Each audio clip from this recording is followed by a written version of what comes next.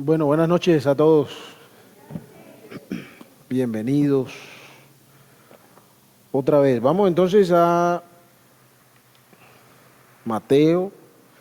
Bueno, no, antes de ir a Mateo necesitamos,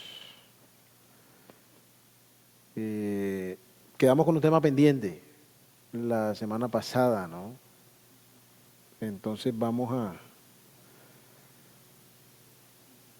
comentar algo de manera general porque el tema de hecho es extenso. Pero vamos a dejar unas claridades respecto al interrogante que surgió la semana pasada. Pero antes de eso vamos a orar para que el Señor nos dirija en todo lo que hemos de hacer. Padre bueno, gracias damos, Señor, por tu palabra, porque es viva y eficaz. Gracias, Padre, porque podemos ser instruidos, enseñados, transformados a través de ella. Gracias porque estas palabras tuyas son espíritu y son vida. Gracias, Señor, porque, como escuchábamos hace un rato, en ella se nos anuncia la necesidad profunda que tenemos de ser redimidos por la sangre del Cordero. Gracias, Padre, porque pese al destino horrendo que merecemos, tú has hecho todo para que podamos ser librados si venimos con fe a Cristo Jesús. Gracias te damos, Señor, por la oportunidad de estar juntos. Gracias por cantarte, alabarte. Gracias, Padre, porque eres un Dios real, vivo, verdadero. No eres como los otros, que teniendo ojos, manos, pies, no ven, no tocan, no andan. Pero tú creaste todas las cosas y eres el Redentor de todas las cosas también por medio de Cristo. Te rogamos, Padre, que nos ayudes por medio de tu palabra, que nuestros corazones sean estimulados a seguirte, a continuar en el caminar contigo, que los corazones de aquellos que aún están en tinieblas puedan ser estimulados, Señor, a venir en arrepentimiento a los pies de Cristo Jesús. Dirígenos, te rogamos entonces, por medio de tu Espíritu, ahora al meditar en tu palabra, para que sean tus verdades enseñadas por Él, aplicadas a nuestro corazón. Por medio de Cristo nuestro Señor te lo rogamos. Amén. Muy bien, entonces la pregunta o la cosa que se suscitó la semana pasada tenía que ver con el asunto del reino de Dios o el reino de los cielos. Entonces tengo aquí, en general, 4 cosas que quisiera decir y ojalá no se nos vaya el tiempo esta noche, ¿no? No quiero profundizar, pero quiero que quede claro lo que vamos a establecer, si me hago entender. Pero la idea es continuar con nuestros estudios acerca de la iglesia. Lo primero es la relación de las expresiones. Cuando nosotros leemos la Biblia vamos a encontrar una alusión al reino, particularmente en el Antiguo Testamento. En el Nuevo Testamento vamos a encontrar la expresión el reino de los cielos y el reino de Dios. Quien usa la expresión reino de los cielos es Mateo, casi que exclusivamente. Los demás dicen reino de Dios. En el panorama general de la Escritura no hay razón para pensar que se está hablando de cosas distintas. Se refieren a lo mismo. El reino de los cielos y el reino de Dios son lo mismo, aunque hay algunos que piensan que es diferente. Algunos hacen ciertas divisiones de lo que significa reino de Dios y de lo que significa reino de los cielos. Pero realmente en el desarrollo de la historia de la Biblia no hay razón para pensar que reino de los cielos y reino de Dios sean cosas distintas. De hecho, es muy fuerte el argumento que se usa con relación a Mateo, de que probablemente Mateo no colocó reino de Dios porque Mateo fue un evangelio que fue escrito ¿a quiénes? A judíos principalmente. Y pues los judíos tienen una extrema solemnidad, si se quiere decir de alguna manera, hacia el nombre de Dios, que ni para escribirlo, ni para mencionarlo, ni mejor dicho, casi ni verlo, ni tocar el escrito, lo que sea. Eh, entonces, para ser mejor recibido, digamos, para que su evangelio calase mejor en el oído de los judíos, fue que Mateo usó esta expresión, el reino de los cielos, en vez de hablar del reino de Dios. Pero claramente cuando nosotros comparamos las alusiones de Mateo con las de los demás evangelistas, están hablando de lo mismo, solo que Mateo se refiere a eso de una manera diferente. Entonces eso es lo primero, la relación de las expresiones. Lo segundo que es importante tener en cuenta cuando miramos el tema del reino en la Biblia son los distintos usos de la palabra. Eso también es importante porque no siempre que se dice reino se está haciendo referencia a lo mismo. Es decir, hay algunos lugares de la Biblia donde el reino se refiere al lugar, ¿cierto? El reino de Susa, por ejemplo, se refiere al lugar donde está ese reino más que a otras ideas, aunque a veces hay varios usos en una. Pero usualmente se refiere al lugar, se refiere también a la gente. Fulano y su reino. Su reino se refiere al pueblo que él gobernaba, a la gente que estaba bajo su dominio. También se refiere al oficio o al acto de gobernar, ¿cierto? Al acto de que haya un pueblo sobre el cual alguien rige. La palabra reino también se utiliza de esa manera. Y la palabra reino también se utiliza en últimas para designar a un rey o para hacer alusión al rey, es decir, a la persona que gobierna. Entonces, cuando analizamos el tema en las Escrituras, es importante que reconozcamos a qué está haciendo referencia la palabra cuando se está usando. Entonces, lo primero es la relación de la expresión el reino de Dios, el reino de los cielos. Lo segundo son las distinciones de uso de lo que la palabra quiere comunicar, o de a qué se quiere referir la palabra más bien, porque luego tenemos distinciones de sentido. Es decir, una cosa es hablar del lugar, del rey, y usualmente esas referencias son más terrenales, por así decirlo. Pero ya cuando hablamos del reino, en términos, digamos, de la enseñanza, del plan de Dios, del aspecto espiritual, de las promesas hechas en el Antiguo Testamento, etcétera. Cuando hablamos de reino, la palabra toma sentidos diferentes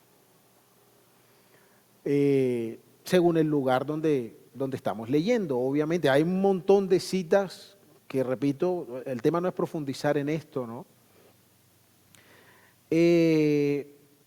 Y por eso es importante que separemos la palabra de ciertas cosas que nosotros a veces asociamos. Por ejemplo, cuando se habla en este sentido del reino de Dios, del reino de los cielos, de las promesas del reino del Antiguo Testamento, usualmente la palabra no se refiere al atributo de Dios como soberano. No se refiere a eso. Ahora, eso es bien importante porque la soberanía es un vocablo que para nosotros es muy común asociar con una posición de gobierno o de poder. ¿Sí? El soberano de tal país, que no es soberano, pero así lo decimos, ¿no? El soberano de tal parte o lo que sea. Pero cuando la Biblia habla del reino, no está conectándolo directamente con el hecho de que Dios es soberano. Es decir, ser soberano es un atributo suyo. La soberanía de Dios básicamente dice que Él tiene la libertad en su ser para hacer lo que le plazca. Él tiene poder absoluto para hacer lo que en su mente y en su corazón piense hacer o decida hacer. No es como nosotros que podríamos pensar hacer ciertas cosas, pero no tenemos el poder para ellos. ¿Cierto? No tenemos la libertad, no tenemos la capacidad, o sea, nos encontramos muy limitados para hacer lo que yo quisiera volar. Ahora no podemos volar, no puedo hacer que vuele físicamente, o sea, que yo vuele físicamente. Mientras que Dios, lo que sea que Él decidiera hacer, Él tiene la capacidad para hacerlo, la libertad para hacerlo, el poder para hacerlo. ¿Sí? Eso es un atributo suyo. Entonces, ¿Dios vino a ser soberano cuando hubo gente o era soberano antes? Él era soberano antes. Haya o no haya gente. ¿Me siguen o no me siguen? Entonces, cuando hablamos de reino, es importante separar eso porque usualmente la palabra reino no se refiere al atributo de Dios como soberano. Se refiere de pronto, bueno, ya explicaremos a qué se refiere, pero una cosa a la que usualmente no se refiere es a la soberanía suya. O, que lo tengo aquí separado porque son similares, pero de pronto no son lo mismo, o a la capacidad innata que Dios tenga para ser rey. Y eso incluye a Cristo, ¿no? Porque Cristo es soberano y Cristo por naturaleza también tiene el poder y la capacidad para ser rey. Es decir, desde el punto de vista del reino, ¿quién podría ser el rey absoluto? Dios. Pero así no hubiera reino, Dios sería una persona que reuniría todas las capacidades para eso. Sí, lo sigue siendo. ¿Me hago entender o no? Es decir, antes de la creación, Dios era igual de supremo como después de la creación. Antes de la creación, Dios era igual de soberano que después de la creación. Son cosas inherentes a su persona, a lo que Él es. Luego, cuando hay un entorno donde eso se manifiesta, para nosotros es notorio. ¿Sí me explico? Pero no son cosas que Él adquirió en el tiempo o no son cosas de las que Él se apropió a causa de las circunstancias que estaban dándose. No, Dios antes de todas las cosas es soberano y antes de todas las cosas es la única persona que podría merecer el título de rey. Digamos, si en el tiempo aparece otro título que fuese mucho más valioso e importante, bueno, la única persona que fuera digna de dárselo igual sería Dios. Sí me explico. Bueno, aquí a estos hombres que erigen para gobernar la iglesia tradicional les llaman sumos, o sea, el más alto pontífice, ¿cierto? Bueno, si hubiera que trasladar ese término, digamos, siendo un poco atrevido será, a quien realmente lo merezca, ¿quién sería? Pues Dios, porque no hay uno más alto que Él. Él es el sumo, Él es el que está más arriba de cualquier otro. Pero eso son cosas propias de su carácter. Ahora, ¿por qué eso es importante? Porque la expresión reino de los cielos, reino de Dios, o las alusiones que aparecen en el Antiguo Testamento al reinado de Dios, significan, o sea, ¿a qué se refiere el reino de los cielos o el reino de Dios? Al gobierno específico de Dios en medio de los hombres sobre la tierra a través de Cristo. Eso tiene muchos detalles. Esa definición tiene muchas arandelas, pero es importante tenerlas todas ahí. El reino de Dios se refiere al gobierno evidente de Dios, al gobierno específico de Dios. Es decir, al gobierno como cuando tenemos un presidente. ¿Pero para gobernar a quién? A los hombres. ¿Para gobernarlos dónde? En la tierra. ¿Por quién? Por medio de la persona de Cristo. ¿Al ser humano? Sí, al ser humano. Sí, a todos los hombres, al ser humano. Es decir, cuando la Escritura habla del reino, y ya vamos a mirar, vamos a complementar esta idea un poco, hace alusión al acto de gobierno de Dios, pero no al acto de gobierno espiritual y soberano que nosotros sabemos que Él tiene. Es decir, nosotros ahora, los hijos de Dios, creemos firmemente que Dios gobierna. ¿Sí o no? Pero no vemos que los hombres sean gobernados por Dios. No vemos que muchos de los hombres realmente vivan a la luz de un sumo gobernante que es Dios. De hecho, por eso lo que Martín nos compartía ahora. La razón del Evangelio es que la gente entienda que a quien debe su lealtad, a quien debe su obediencia, es al Dios que le creó y que busca redimirle a través de Cristo. Porque el cielo gobierna, como dice un escritor por ahí. Dios gobierna sobre todas las cosas, porque Él es soberano, porque Él creó todo, porque todo le pertenece. Mi vida no es mi vida, tu vida no es tu vida. Por ende, Cualquier decisión que tú y yo tomemos respecto a nuestra vida es una decisión sobre la cual tendremos que darle cuentas a Dios. Y Dios en pura misericordia dice, para que no te metas en problema conmigo más tarde, es mejor que te permita ser redimido, es mejor que te permita ser salvado por medio de Cristo. Pero en últimas, repito, todo esto se centra en el hecho de que Dios está por encima de todas las cosas. Y cuando la idea de su gobierno se explica en los términos de esto del reino de los cielos, del reino de Dios, hace referencia a un gobierno visible de Dios aquí en medio de los hombres, que la Biblia nos dice que lo va a hacer a través de la persona de Cristo. Entonces cuando estemos en el cielo, Dios deja de ser rey. Él sigue siendo soberano. Él sigue gobernando sobre todas las cosas, porque siempre lo ha hecho. Pero cuando estemos allá, la relación que tendremos con Él será más profunda que simplemente un rey y su gente.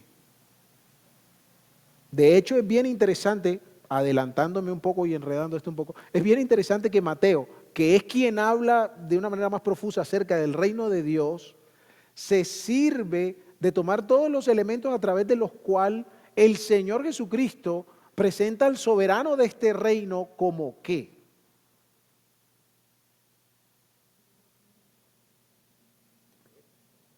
No.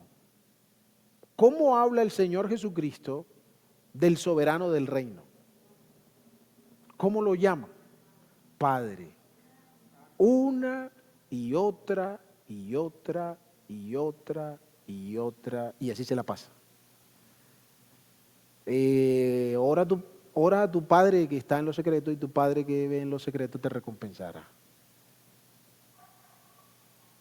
Miren, ustedes vivan como bienaventurados, vivan como deben vivir los habitantes del reino. ¿Para qué? Para que los hombres los vean y glorifiquen al Rey del reino, al Padre. Es interesante, entonces, pero eso para otra ocasión será. Pero es bien interesante que Cristo presenta al Rey, no como Rey, sino como Padre, el Padre Celestial.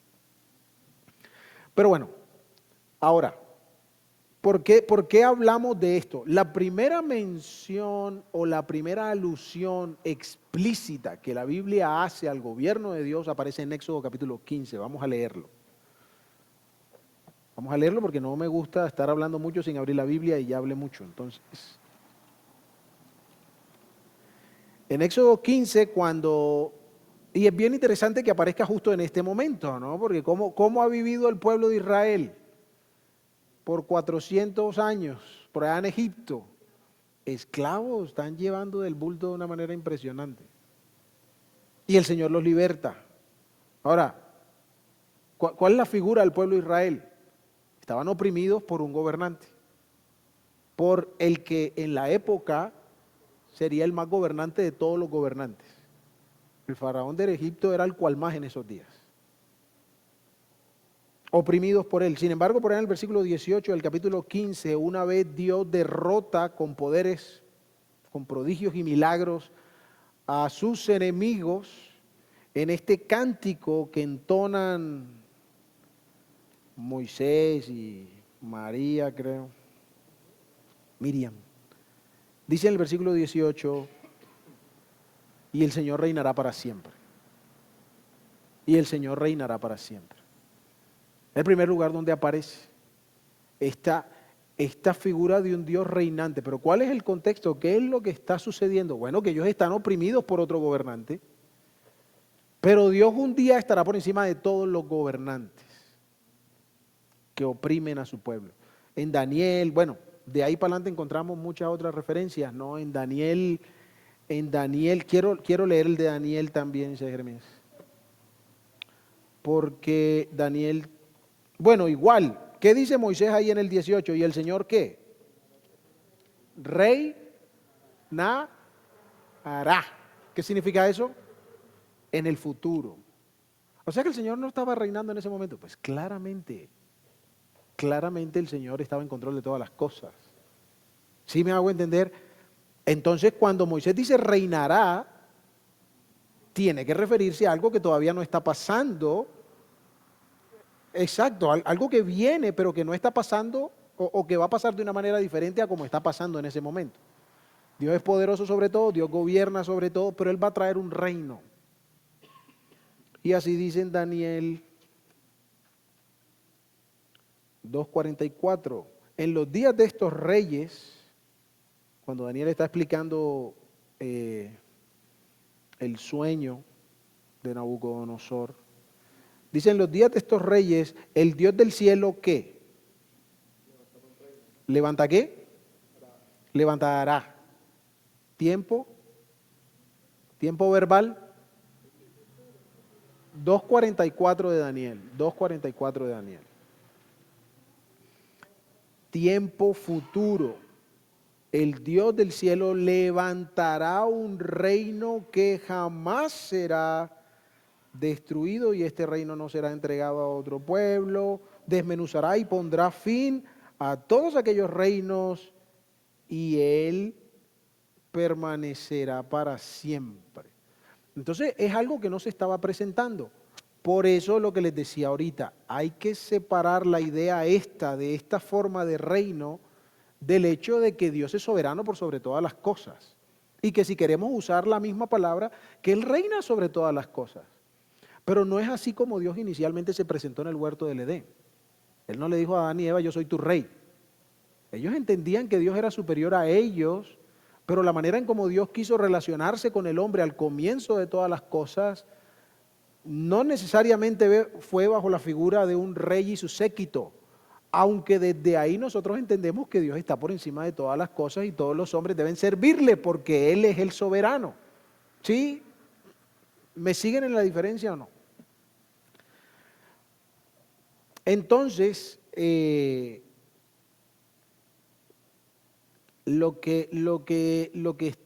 es una idea que se introduce en Éxodo, un poco tarde en el relato bíblico, por decirlo de alguna manera, o no tan al comienzo del relato bíblico. Es una idea que se introduce después en la revelación bíblica con miras a una obra futura de Dios. De manera que, aunque es parte de, no necesariamente expresa la visión de un reino desde la eternidad. ¿Sí me explico? Cuando Dios estaba allá, Él, ¿sobre quién reinaba? O sea, tendría sentido decir que Él gobernaba sobre, no sé qué había en aquel entonces, pero antes de Génesis 1:1, lo que entendemos es que estaba Dios y nada más. Es raro, pero ustedes me siguen, ¿no? Nosotros, el tiempo y el espacio nos atormenta, pero el punto es que si cuando está Dios solo, pongámoslo de otra manera, ¿de qué le sirve a nuestro presidente ser presidente si en Colombia no hubieran habitantes? ¿O qué sentido tiene que él diga: yo soy el presidente, pero no hay nadie sobre quien gobernar? ¿Me hago entender mejor? Es una ilustración torpe, pero una ilustración al fin y al cabo, ¿cierto? Entonces, lo que esto indica es que a pesar de que Dios es soberano, lo que está expresando no es la idea de que Dios estableció su reino antes de crear todas las cosas. Él es soberano y todo le pertenece, y de manera natural es su reino.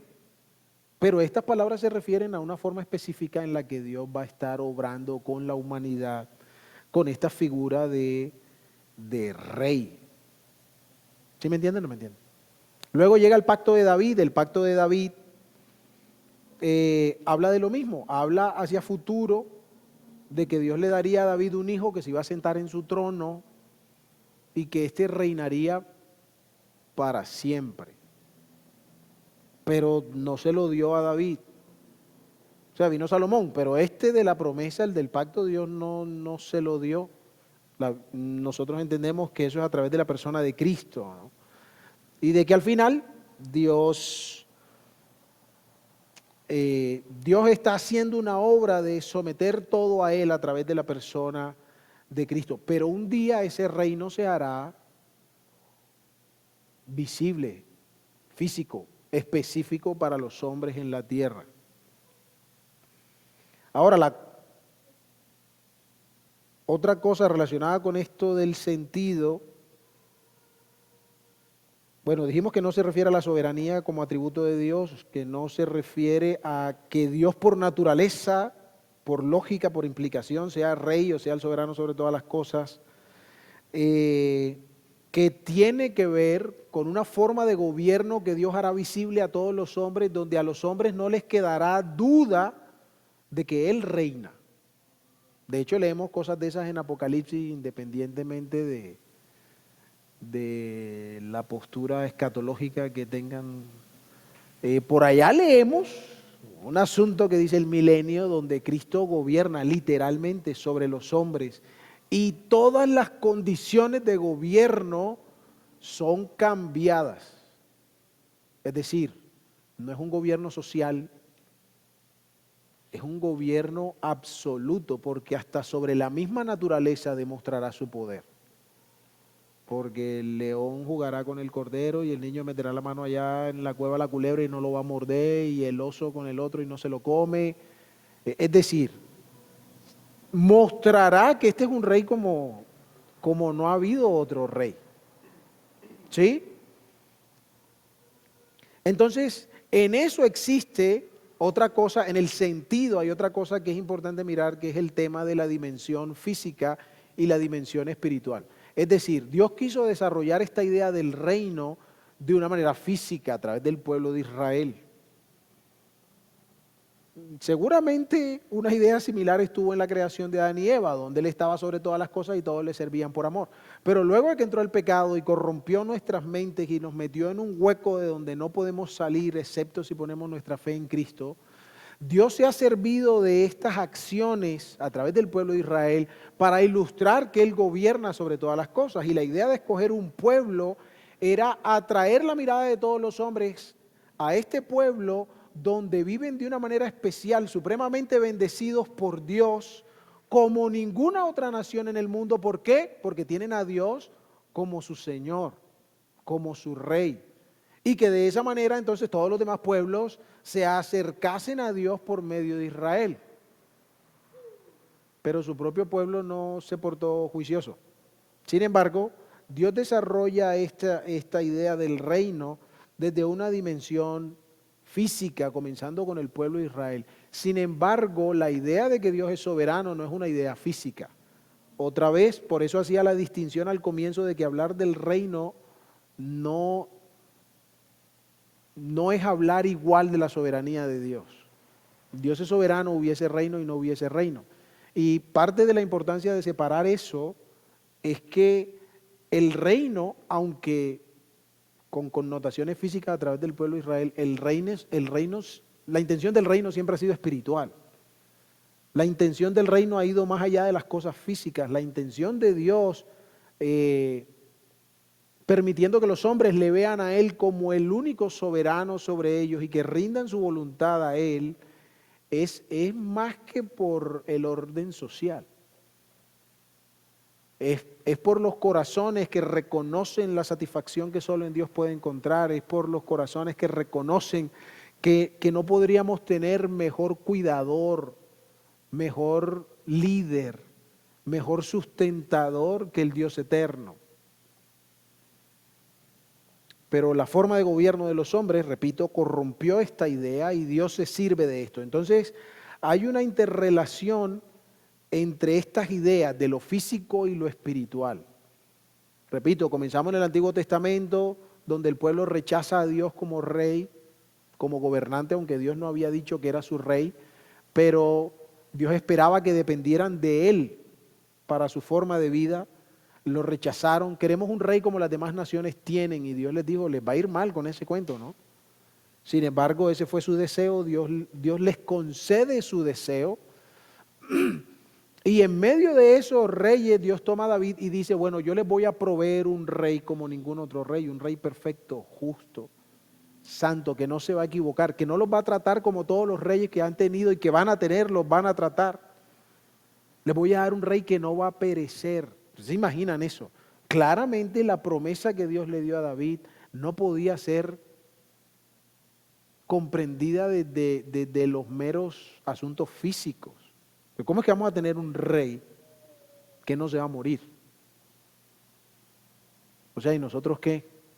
Nosotros nos morimos y el rey queda. Pero eso fue lo que el Señor les dijo, les voy a dar uno que va a reinar para siempre, para siempre. Entonces la dimensión del reino siempre ha sido espiritual. Pero cómo Dios la ha comunicado físicamente a través del pueblo de Israel, y quizá el aspecto primordial de este reino es el que Dios ilustra ahora a través de la iglesia, donde este pueblo ya no es pueblo por características físicas, este pueblo ya no es pueblo por un linaje físico, sino que este pueblo es pueblo por causa de su relación con Dios.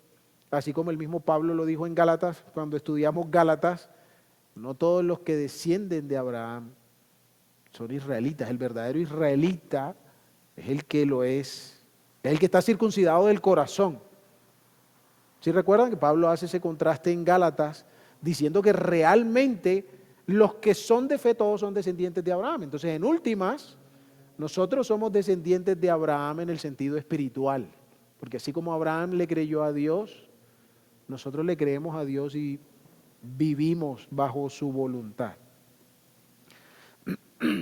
Entonces, la idea del reino está por encima de lo nacional, es decir, de Israel. Aunque Dios lo manifiesta físicamente a través de Israel, la idea del reino está por encima de lo nacional y toma más un sentido universal.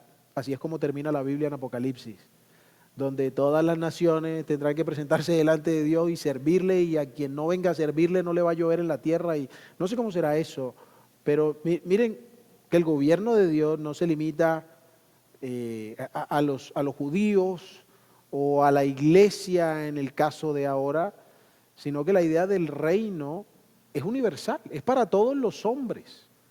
Pero quienes lo disfrutan son aquellos que en humildad reconocen que Dios merece ser soberano, reconocido como soberano.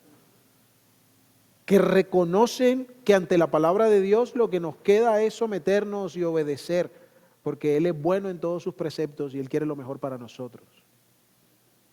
Pero quien se resiste a la voz de Dios, tristemente llevará sobre sí mismo la retribución.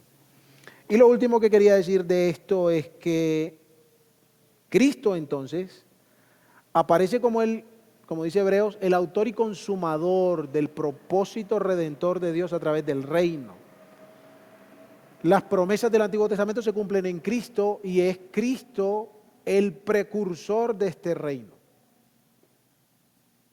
Y conecto con lo que leíamos entonces la vez pasada. Por eso en Mateo les recordaba que decía, arrepentíos, la predicación del Señor fue, arrepentíos porque el reino de los cielos se ha acercado. Está próximo, está a la mano, necesitas prepararte para ser parte y avanzar este reino. No es el cumplimiento pleno de ese reino, porque todavía no. Pero el reino se acercó y está avanzando hasta el momento a que llegue la plenitud de ese reino, que seguramente tiene que ver con lo que mencionaba de Apocalipsis, el gobierno terrenal de Cristo, y que seguramente tendrá que ver también con el reposo eterno de los hijos de Dios, en la presencia de Dios, en la tierra de Dios, en el país de Dios, en la ciudad de Dios, como dice aquella canción, de lo que leemos en Apocalipsis. Eso es un recuento general de la idea del reino. Si bien es cierto, la pregunta no fue formulada de la mejor manera, también es cierto, la semana pasada digo, cuando dije, ¿cuándo comenzó el reino? Pues en la mente de Dios, evidentemente comenzó antes de crear todas las cosas. Pero en términos de lo que estamos diciendo, de la ejecución visible del reino, bueno, el reino, el cumplimiento de esas promesas, ¿cuándo se dieron? Cuando Cristo vino. Por eso de Mateo para acá se le llama la etapa del cumplimiento, porque es cuando todas estas cosas empezaron a materializarse.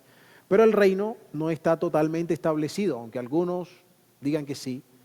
El reino de Dios sobre los hombres no está plenamente establecido aún, pero un día lo será. Entonces saltamos a Mateo. Seguramente salen muchas preguntas del tema, pero no es el reino lo que estamos estudiando, ¿no?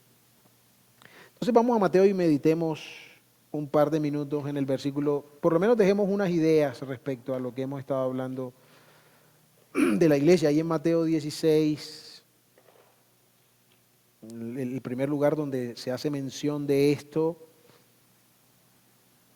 versículo 18, yo también te digo que tú eres Pedro y sobre esta roca edificaré mi iglesia y las puertas del Hades no prevalecerán contra ella. 16, 18. Entonces recordamos que Pedro hace una declaración acerca de quién es el Señor hace una declaración acerca de quién es Pedro, y estos versículos 17 al 19 tienen que ver con Pedro, y en medio de lo que Dios le dice a Pedro, aparece este concepto raro quizá para ellos de que Dios va a edificar una iglesia.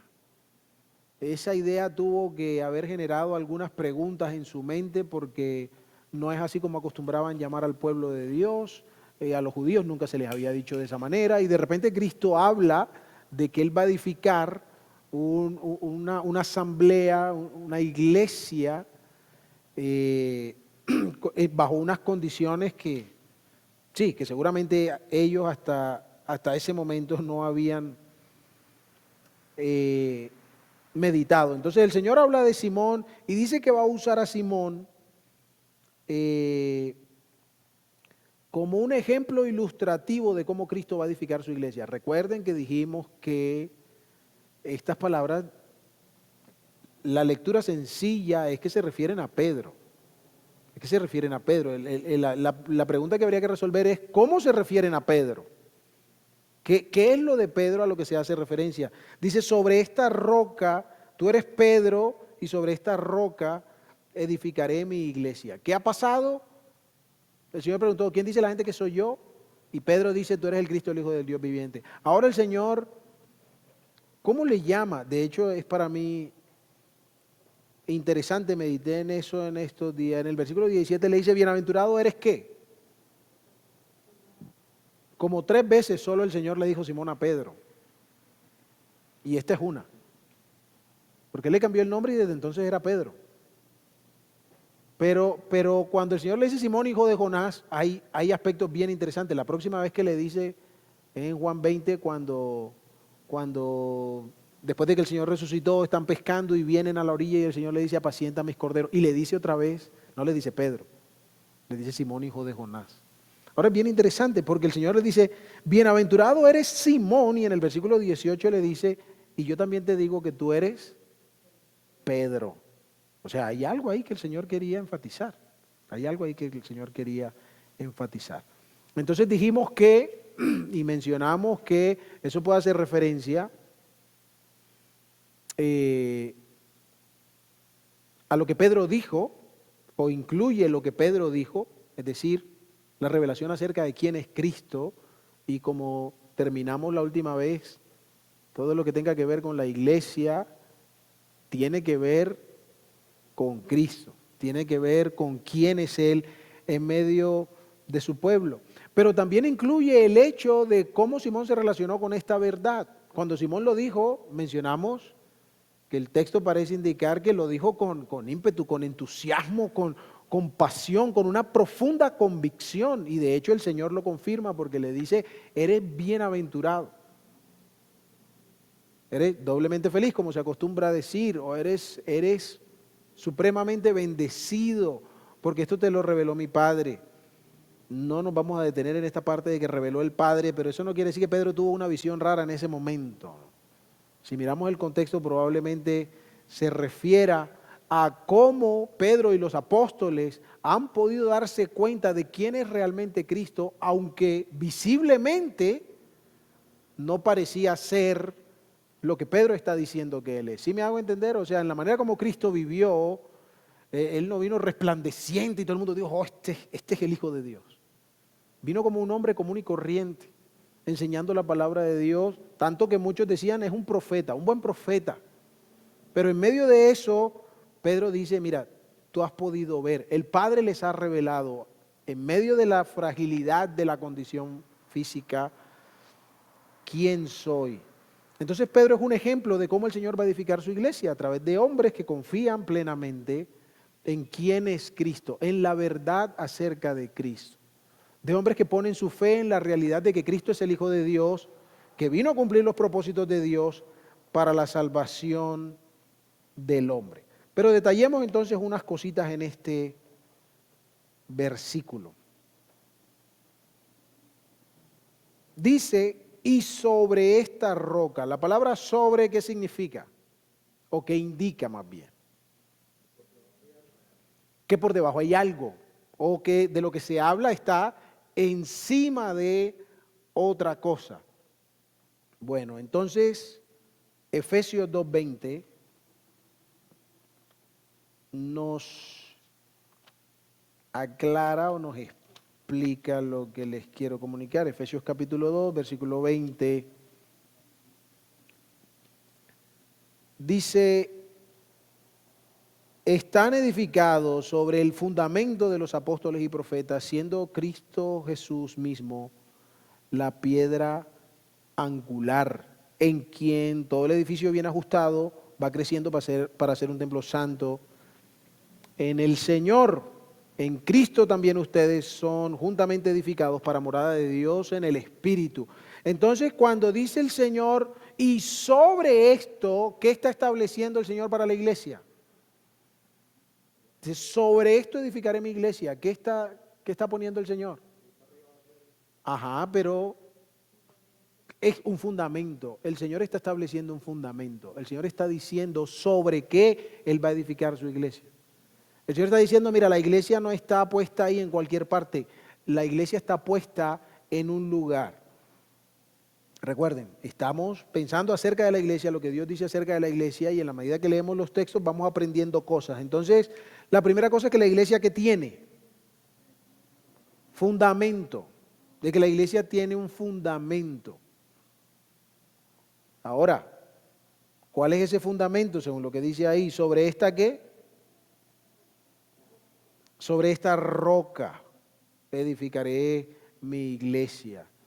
Si tomamos, repito, aquel juego de palabras que mencionábamos la semana pasada, esta roca indica algo mucho más fuerte, aunque comúnmente en el griego se usaba de manera intercambiable, pero está claro que la idea que el Señor quiere establecer es que hay un fundamento sólido. Si me explico, es que hay un fundamento firme. No, hay un fundamento específico y hay un fundamento firme. La vida, la relación con Dios, la vida con Dios, no se puede dar bajo mis términos.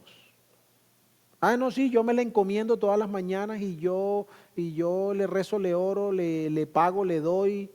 No, la relación con Dios solo es provechosa cuando es en los términos de Dios. El bien que Dios quiere otorgar solo puede ser dado cuando nos acercamos al fundamento de Dios. Entonces la iglesia tiene un fundamento, y ese fundamento, ¿cómo es? Es específico. Es decir, el Señor dice claramente cuál es ese fundamento, y es un fundamento sólido, es un fundamento firme. Tanto que Él dirá cosas más profundas más adelante a las que no vamos a llegar hoy. Simplemente quiero detenerme en tres cosas hoy. Primero, tiene fundamento. Segundo, este fundamento es sólido, es firme, y es un fundamento en particular. No es cualquier fundamento. No, la segunda es que son dos cosas.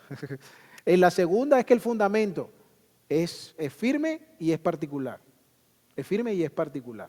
Es decir, no se edifica sobre cualquier cosa, pero esa cosa sobre la que está edificada es firme. Y dice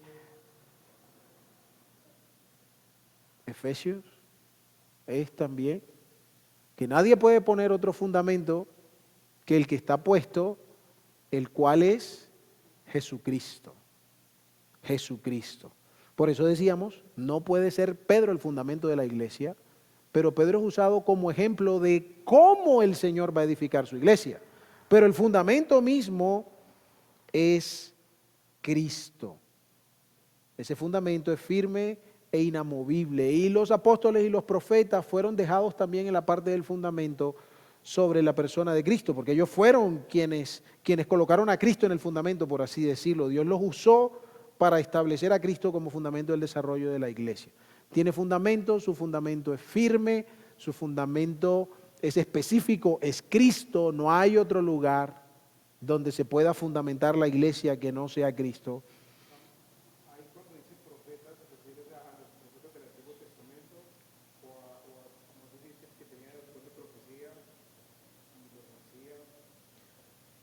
Bien, la pregunta es que si cuando dice apóstoles y profetas en Efesios se refiere a los profetas del Antiguo Testamento o a aquellos que fueron dados como profetas que aparecen también en el Nuevo Testamento, en Efesios particularmente. Depende de cómo se entienda la profecía.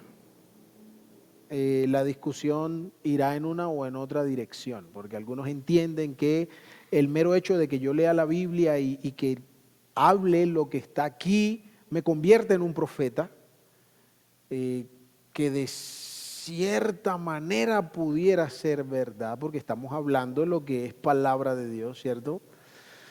Pero principalmente el uso específico de la función de profeta no es una cosa que creemos que tengamos hoy.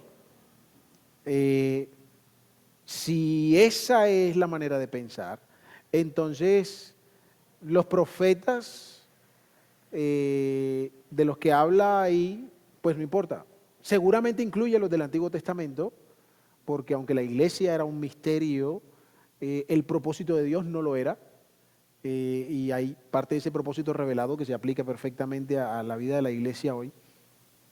Pero el punto es que seguramente incluye a los profetas del Antiguo Testamento y también incluye a aquellos que fueron dados como profetas al comienzo de la iglesia para establecer precisamente el fundamento de la iglesia. Una vez establecido el fundamento, lo que hacemos es sobreedificar, como dice Pedro, ¿ya? Entonces, yo particularmente creo, a la luz, por ejemplo, de Pedro, que Pedro habla de que los profetas que profetizaron de la esperanza indagaron. Entonces, yo creo que sí incluye a los profetas del Antiguo Testamento, ¿ya? Inevitablemente. Y por el hecho de que los apóstoles y profetas quedaron en el fundamento de la iglesia, pues también incluye a los profetas que fueron dados al comienzo de la iglesia. Porque, repito, no creo que el uso, o no creo no, de manera general cuando la Biblia habla de profetas y profecías se refiere a la manera como Dios usó explícitamente para dejar su palabra. El que usa la palabra de Dios ahora para hablar las palabras de Dios no se convierte en un profeta en ese sentido de la expresión. Se convierte en un profeta en el sentido de que el profeta hablaba del enviado que comunicaba las palabras de Dios. En ese sentido más amplio y superficial, sí. Pero uno que recibe la revelación de Dios para comunicarla como sucedía al comienzo de la iglesia y como sucedía en el Antiguo Testamento, ellos quedaron en el fundamento. De esos profetas no hay más. No creo que hay más. Aunque, bueno, allá en Apocalipsis salen unas cosas. Aquellos dos testigos parecen ser profetas, ¿no? Pero pues, eso es tarea para otro día. Lo último que quiero decir entonces tiene que ver con la siguiente palabra. Y sobre esta roca dice el Señor que edificaré. Como decíamos ahorita, verbo futuro. Es decir, que cuando el Señor lo dijo, todavía no había comenzado a edificarla. Estableció el fundamento o explicó el cómo se fundamentaría la iglesia, pero todavía en ese punto, si cuando ahí habla de futuro, entonces todavía no la había comenzado en ese momento. Lo segundo que esa palabra nos dice es que es algo que va en ascenso, es algo que va creciendo. Yo dice edificaré y uno no puede, bueno, uno sí podría, ¿no? Si somos malos constructores, pero uno no pega el mismo ladrillo, el primer ladrillo uno no lo pega 10 veces. O sea, uno tiene que ser muy malo, pues, construyendo para hacerlo. Pero en términos generales, tú no dices que llevas 10 años construyendo y pegas el mismo ladrillo todos los días. No. Pegaste uno, pero al día siguiente pegas otro. Y al día siguiente pegas otro. En el tiempo, la cosa va creciendo. Entonces el Señor dice, sobre esta roca edificaré mi iglesia. Entonces eso dice que la iglesia debe crecer, la iglesia debe ir en ascenso, la iglesia debe ir completándose en la medida que el tiempo avanza. Es decir, la idea del Señor para la iglesia no es pasiva. No es que estamos ahí todos existiendo. No, es que el Señor está edificando. Ahora, eso habla de manera individual, habla de manera colectiva, eso habla en términos físicos, eso habla en términos espirituales. Es decir, vamos avanzando a la madurez y según la misericordia del Señor, los números de las personas también se hacen más grandes. Pero el punto es que el Señor todos los días está edificando su iglesia. El Señor está edificando, edificaré. Entonces, no es algo que Dios estableció, que Cristo estableció pleno, hecho y derecho, no, es algo que Dios está haciendo. Ahora, ¿por qué eso es importante? Bueno, porque eso debe estimularnos a servir, eso debe estimularnos a involucrarnos en la obra de Dios para seguir adelante. Eso debe estimularnos también a ser misericordios, a ser compasivos, a ser llenos de gracia los unos con los otros. ¿Por qué? Porque yo no soy el que Dios quiere que sea aún. Debería estar en progreso, pero todavía no lo soy. Y cuando veo a mi hermano en medio de sus faltas, de lo que sea, entonces puedo verle con compasión. ¿Por qué? Porque él todavía no es lo que Dios espera que sea. Algunos más, algunos menos. ¿Por qué predicamos el Evangelio? Porque la imagen de Cristo que Dios quiere reflejar a través de ellos está perdida. Y necesitan los hombres recuperar esa semejanza que les provee de identidad y propósito. Por eso es necesario venir arrepentidos a los pies de Cristo. Pero entonces la iglesia es algo que va en ascenso. Y miren cómo estas verdades nos estimulan a nosotros a una forma de vida más consciente dentro de la iglesia. La iglesia no está para que el hermano fulano trabaje, ¿no? No, el Señor está edificando. Y si como dice Pedro, que no lo vamos a leer por causa del tiempo, pero como dice Pedro, que somos piedras vivas y nos acercamos a Cristo para ser sobreedificados, entonces, ¿a quiénes está usando Dios para edificar su iglesia? Pues a los que son miembros de la iglesia. Edificar la iglesia de Dios, bueno, cuando Cristo edifica su iglesia, no es que echa gente, ¿no?, adentro del saco. No. Los pone en un sitio, los pone con una función, los pone para provecho, los pone para crecimiento, los pone para madurez, los pone para que ayuden a traer otros, ¿no? No me malentiendan, no estoy diciendo que no. Pero no es que el Señor trae un poco de ladrillo y los tira ahí. Estoy edificando, no, porque estoy acumulando ladrillos. No, estoy edificando porque a cada uno lo estoy colocando donde yo considero que debe ir, es el Señor, y colocándole el propósito y la función, el servicio, la utilidad, le doy las capacidades que necesita para que contribuya a que la iglesia siga aumentando. Por eso los hombres necesitan ser unidos al cuerpo de Cristo, porque sin Él no tienen esperanza, porque sin Él la vida es a lo contrario. La vida se va degradando y degradando y degradando hasta que llegue a su fin la perdición eterna, que no es donde Dios quiere que los hombres terminen. Y como decíamos ahorita hablando del reino, la última cosa que quiero resaltar de aquí es que el arquitecto y constructor, el edificador, ¿quién es? Sí, en Cristo. Porque eso lo dice Corintios. Nosotros somos templo de Dios y Dios nos está edificando. Nos edifica por Cristo. Cristo es quien edifica su iglesia. Entonces, ¿a quién debemos recurrir? ¿De quién debemos depender para ser edificados? Sí, obvio, ¿cierto? Obvio, hermano, sí. ¿Cómo? ¿Cómo? Sí, o sea, de Cristo, de Dios, debemos depender de Él. Pero a veces nosotros queremos que la iglesia se edifique con métodos, con formas, con cosas que puede que sean útiles, pero lo que edifica la iglesia es Cristo. Y lo que contribuye a Cristo en su obra son hombres y mujeres sometidos a su voluntad, que cumplen sus propósitos, que dejan que Él haga en nosotros lo que es su deseo. No se trata de los programas, no se trata de los sancochos, de las repartidas de yo no sé qué. No, no se trata de eso, aunque no es que sea malo hacerlo, no me malentiendan. Pero de quien debemos depender es de Cristo. ¿Y cómo dependemos de Él?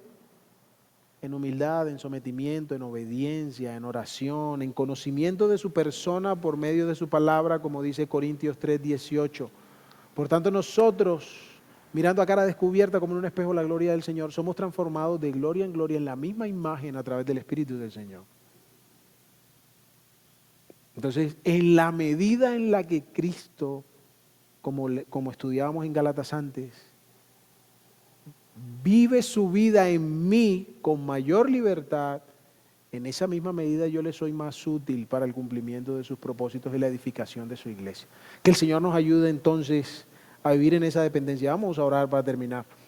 Padre bueno, gracias te damos por el tiempo que hemos podido tener, gracias por tu palabra viva y eficaz, gracias por Cristo, Señor, el edificador, el fundamento, el que ha hecho posible el pertenecer a su cuerpo. Gracias, Padre, te damos por las misericordias que a través del Evangelio nos has extendido, de la gracia que nos has concedido en la persona de Cristo, para no ser condenados, para no ser arrojados al fin que nuestras almas merecen, sino para que podamos, oh Dios, encontrar la plenitud que desde el comienzo tú quisiste dar a los hombres, Adán y Eva en el huerto, con tu presencia, con tu compañía, siendo tú suficiente para ellos. Queriendo, Padre, recuperar eso a través de la persona de Cristo en el corazón de todos aquellos que con fe se someten y se rinden a Él.